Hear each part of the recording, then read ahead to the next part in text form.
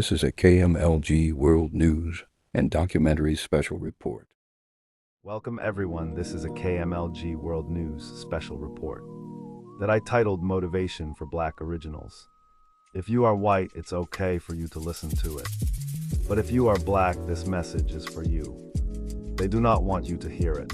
They hope to keep you distracted. They want your eyes busy and your mind worn out. As you hear this right now, they are counting on your attention being somewhere else. They're hoping you're too tired, too overwhelmed, too consumed to recognize the truth, but the truth remains waiting for you unshaken by time. And that's what I decided I wanted to share with you all in this series of motivation for Black originals.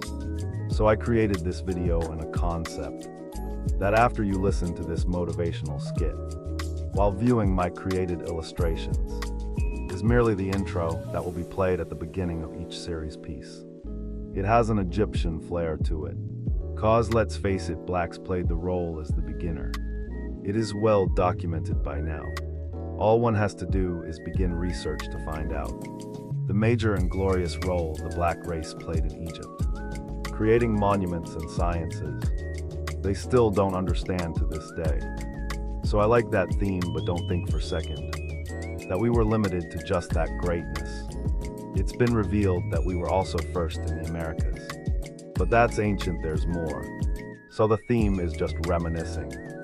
In this series, I decided at the end of my tribute to our past greatness, I will prove the existence of our modern greatness by sharing stories of great Black American inventors that invented so many everyday American items.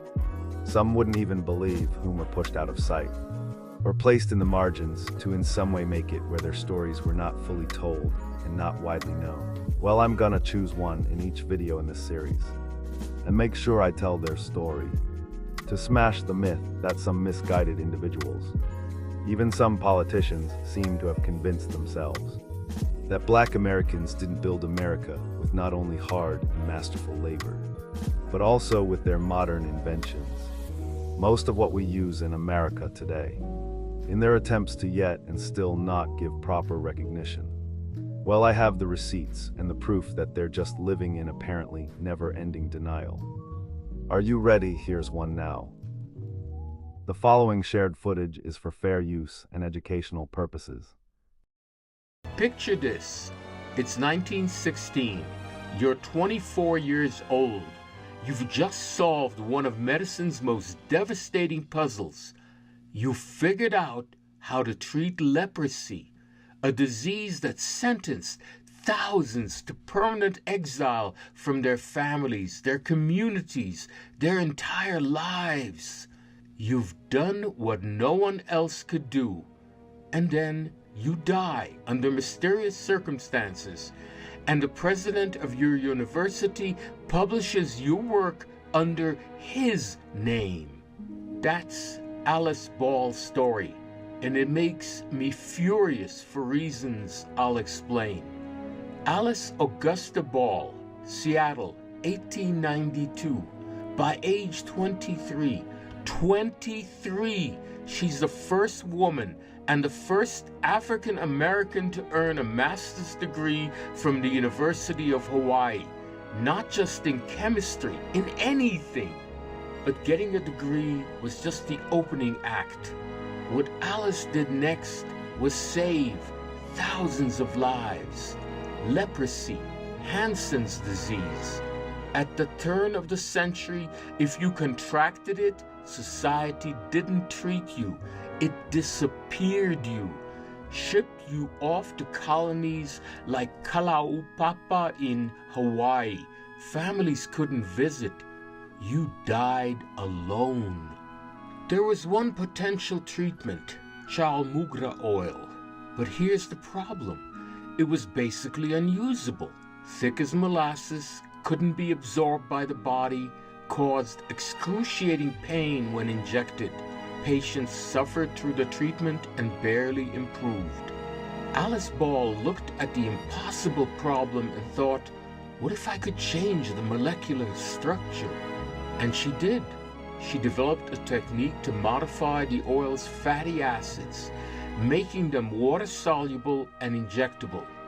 Suddenly, for the first time in human history, leprosy was treatable. Let me say that again. A 23-year-old black woman cured one of humanity's most feared diseases. Her technique became the standard treatment for over 20 years, until antibiotics came along. Thousands of people went home to their families because of Alice Ball's genius. But here's where it gets dark. 1916. Alice dies suddenly. Lab accident? Maybe. Illness? Possibly. The records are suspiciously vague. And then Dr. Arthur Dean, the president of the University of Hawaii, takes her research, publishes it, and names it after himself. The Dean method. For decades, that's what they called it. Medical journals, textbooks, scientific papers, all credited Dean for Alice Ball's breakthrough. Now, I want you to imagine being Alice Ball's family, watching the world celebrate a white man for stealing your daughter's legacy, your sister's genius, your friend's life's work. It took until the year 2000 for the University of Hawaii to finally acknowledge what Alice Ball had done. 84 years. That's how long the lie lasted. In 2007, Hawaii made February the 29th Alice Ball Day, which is fitting because leap days come around about as often as the truth does in this story. But now you know, and every time you share this, every time you say her name, you're putting another crack in the foundation of that lie. Alice Ball, remember it. This has been a KMLG World News and Documentaries Report. If you like it, please smash the like button and subscribe. That will let me know you like this type of content. And also for me to create more of it in the future. Everyone take care and stay safe.